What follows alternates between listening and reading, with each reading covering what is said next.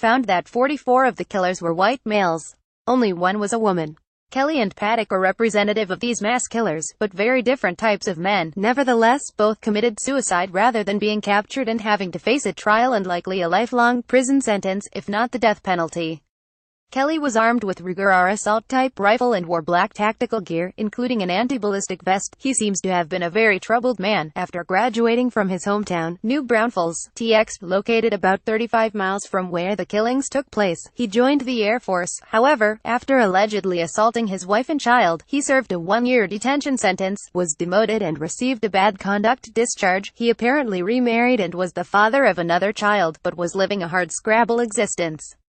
Paddock was older, 64 years of age, and much more financially secure. He owned 2 planes, was a licensed pilot and owned homes in 4 states as well as being dedicated gambler. His brother, Eric Paddock, he's just a guy who played video poker and took cruises and ate burritos at Taco Bell. There's no political affiliation that we know of. There's no religious affiliation that we know of. After the shooting, police found 23 guns in his room at Mandalay Bay Hotel as well as 20+ in his 2 Nevada homes, along with an enormous amount of ammunition. He seems to have been as normal as the proverbial guy next door, although some reports claim his father was reportedly mentally ill with psychopathic with suicidal tendencies. In 2015, Georgetown National Security Critical Issue Task Force NSCITF issued a revealing report, Lone Wolf Terrorism. It warns, while the majority of LWT's lone wolf terrorists are single, white men with criminal records, these patterns are too broad to develop a clear profile for Leo's law enforcement officers. Among the alt-hominy white men who committed some of most egregious terrorist acts are Timothy McVeigh and Terry Nichols, who bombed the Alfred P. Moore Federal Building in downtown Oklahoma City, Oklahoma, in 1995, killing 169 people and injuring 675 people. Lee James Holmes kills 12 people and injured 70 others in a shootout at an Aurora, Colorado, movie theater in 2012. Adam Lanza, who killed 20 children and 7 members at the Sandy Hook Elementary School, as well as his mother, and Ivy Dylan Roof, who killed 9 African-American parishioners at the Emmanuel AIM Church in downtown Charleston, South Carolina.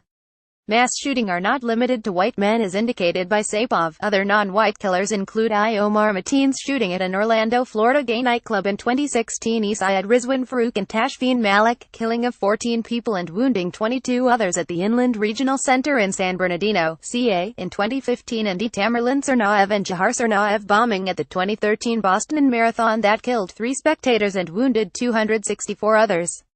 Sadly, like the wide range of domestic mass shootings, the reasons people commit such acts are equally diverse. Every Town for Gun Safety study warns that the majority of mass shootings in the United States are related to domestic or family violence. It notes that many share a set of common symptoms including the violation of a protective order, evidence of ongoing substance abuse, serious mental illnesses, and the easy availability of high-powered assault firearms.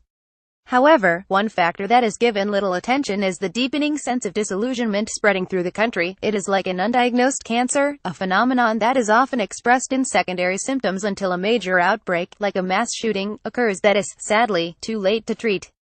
Disillusionment is expressed in the rising morbidity and mortality rates, including suicides and drug e.g., heroin and OxyContin overdoses among white men 35 to 64 years. It is also expressed in deepening dissatisfaction with the way income and wealth are distributed, notably ongoing wage stagnation and the rising poverty rate. Perhaps most troubling, depression and social or political cynicism is mounting. Evident is a growing sense that the long-cherished belief in the American dream is over, the shared ideology that hard work, debt and white skin privilege would guarantee the ordinary American, and, more importantly, their children, a better tomorrow. Disillusionment was most bitterly expressed in the desperate effort to reverse history that elected Trump president.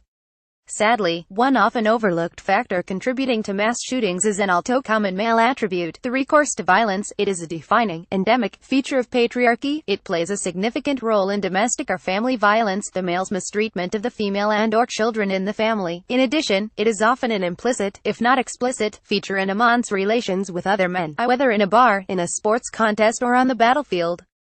Finally, there is a need to call mass shootings by their true name. Terrorist acts, mass shooting, are conducted by lone wolf perpetrators, whether driven by political, cultural, or psychopathic factors, or combinations of all three. They are intended to not simply permit a perpetrator to act out his rage, but to inflict pain and suffering on a targeted other. To succeed, the terrorist must believe that the target, whether wife or gathered group, is not capable of stopping him. Most troubling, in an era when a significant segment of the nation's white population feels under threat, that their once chosen privileged position in American society is eroding, one can only expect deepening rage to be expressed in additional mass-shooting terrorist attacks.